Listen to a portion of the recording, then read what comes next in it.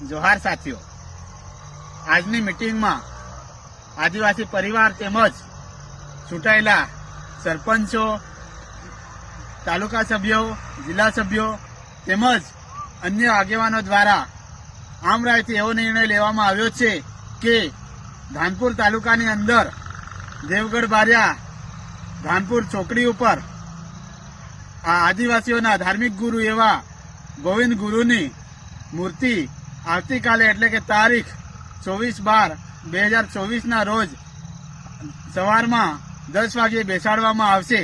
તેથી સમગ્ર આદિવાસી ભાઈઓને મારું તેમજ આદિવાસી પરિવારનું આહવાન છે કે આવતીકાલે તમે મોટી સંખ્યામાં, હજારોની સંખ્યામાં આ જગ્યા ઉપર એટલે કે ધાનપુર તાલુકામાં દેવગઢ બારિયા તેમજ ધાનપુરની ચોકડી ઉપર મોટી સંખ્યામાં આવો, હાજરી આપો અને આ ગોવિંદ ગુરુની પ્રતિમા આપણે સૌ સાથે મળીને બેસાડે। જોહાર, જય બિરસા।